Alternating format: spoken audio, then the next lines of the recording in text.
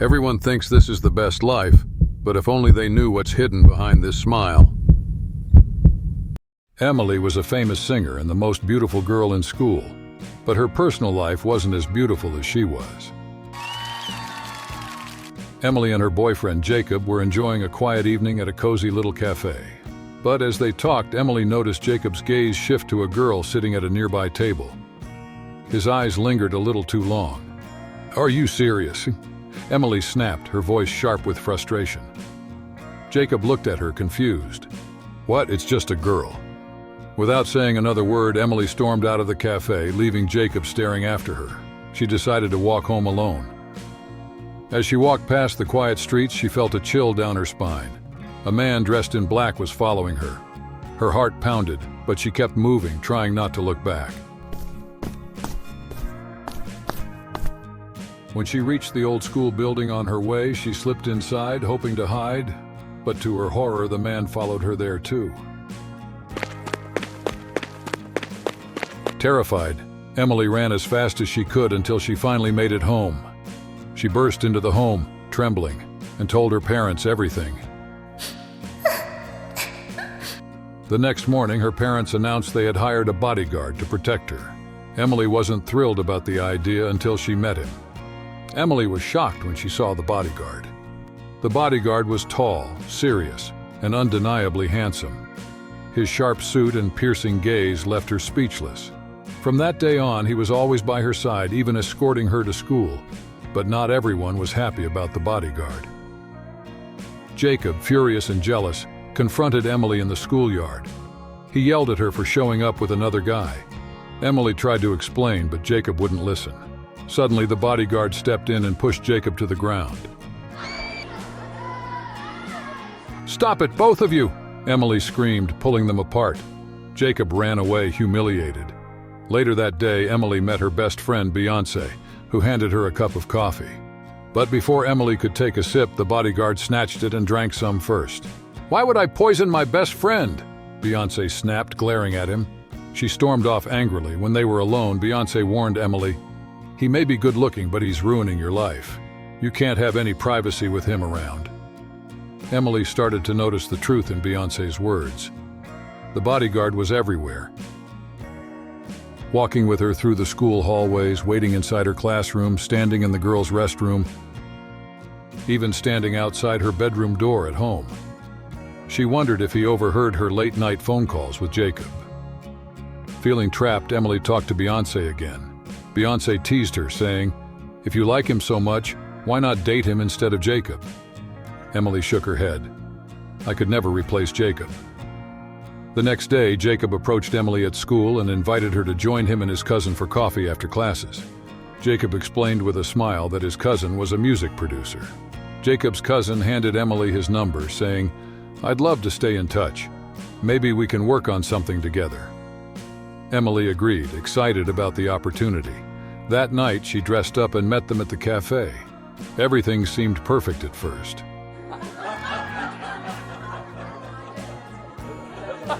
Jacob's cousin, with his confident smile, told Emily how much he admired her music and how he'd love to collaborate on her future songs.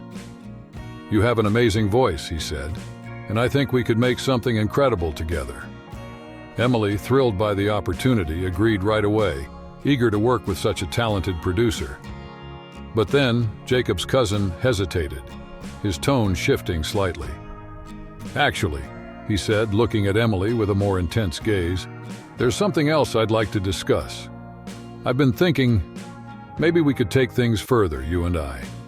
Not just as collaborators, but as something more." Emily stood up, furious, and ended their relationship with Jacob on the spot. The bodyguard, overhearing the conversation, stepped in and threw Jacob and his uncle out of the cafe.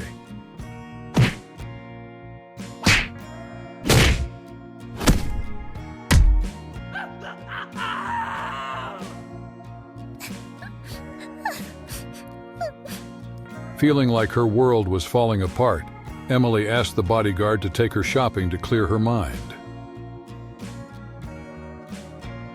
Afterward, they went to a disco where Emily danced to forget her troubles. A stranger approached her asking for a dance, but the bodyguard intervened. Emily challenged him. "Either you dance with me or let me dance with someone else." Reluctantly, the bodyguard put his hand on her waist and danced with her. Their faces drew closer, but just as Emily thought he might kiss her, he stepped back. He said, "It's time to go home." At the bar, Emily insisted on drinking, but she had too much and passed out. The bodyguard carried her home and tucked her into bed. The next morning, Emily overheard him talking to a girl named Brittany. Her heart sank. Oh, he has a girlfriend. She prepared for her next concert, but nothing felt right anymore.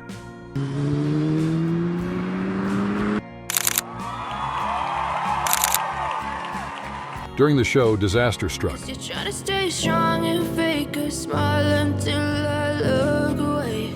A devoted fan suddenly climbed onto the stage, holding out a notebook for her to sign. Before Emily could react, the bodyguard stepped in, quickly pulling the fan away and escorting him off the stage.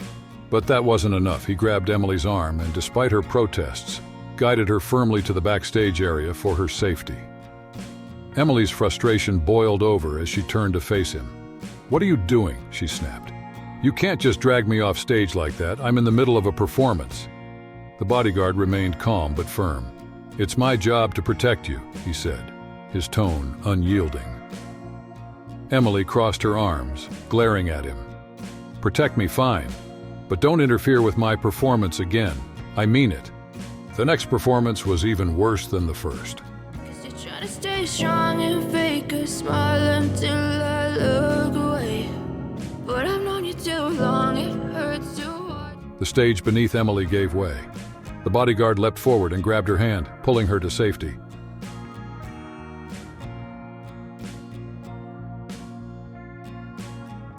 Backstage, Emily broke down in tears.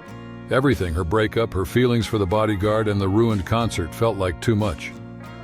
While the bodyguard searched for the person responsible for the stage sabotage, Emily disappeared.